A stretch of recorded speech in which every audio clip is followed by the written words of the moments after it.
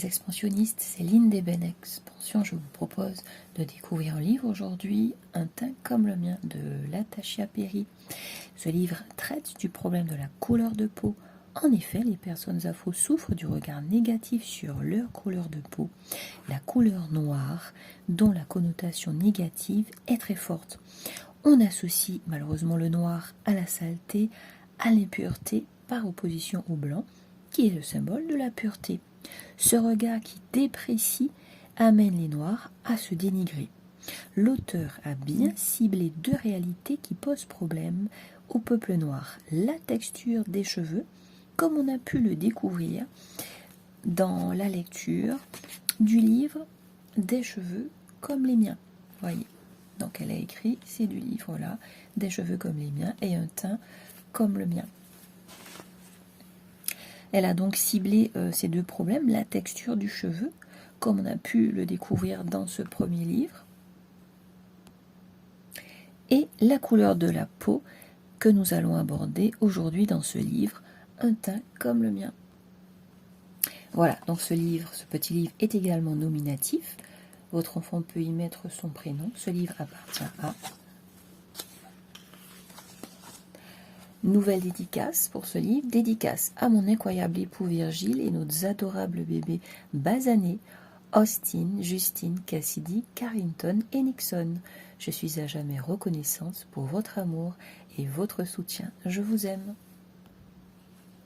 On va découvrir donc les passages forts. Le premier, un teint comme le mien est divin.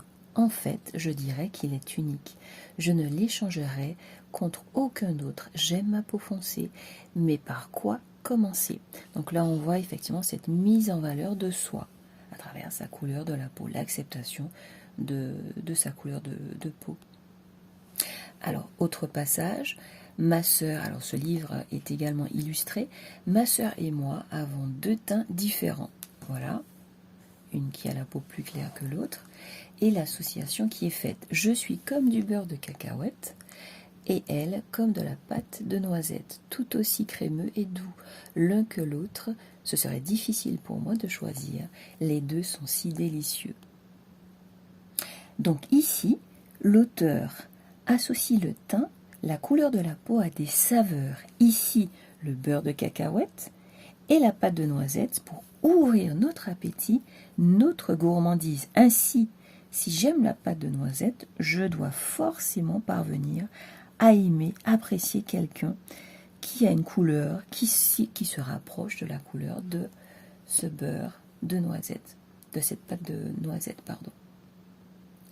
L'auteur utilise donc ces métaphores, donc ces images assez suggestives, qui suscitent la gourmandise dans l'ensemble du livre avec d'autres aliments tels que le caramel. Ainsi, dans ce passage, quand je regarde le teint de papy, je sais, tu sais, à quoi je pense? À du caramel, une touche de marron glacé délicatement posée au-dessus d'une glace. Oh oui, tout ça me donne très faim. Voilà, donc il est également illustré, on va regarder. Voilà, les illustrations sont vraiment très belles. Ça donne envie. Et voici le dernier point. Le dernier point fort, je ne l'échangerai contre aucun autre. J'adore ma peau. Oh, comme j'aime ma peau foncée. Voilà, donc sur cette image, sur cette illustration, on voit donc des personnes, des enfants, avec des couleurs complètement différentes. Donc l'auteur, effectivement, amène à s'accepter tel que l'on est, dans nos différences, dans notre diversité, qui fait notre force. L'image de couverture aussi renvoie à cette idée, s'accepter dans sa différence, nous aimer dans notre différence. À bientôt les expansionnistes pour une nouvelle lecture.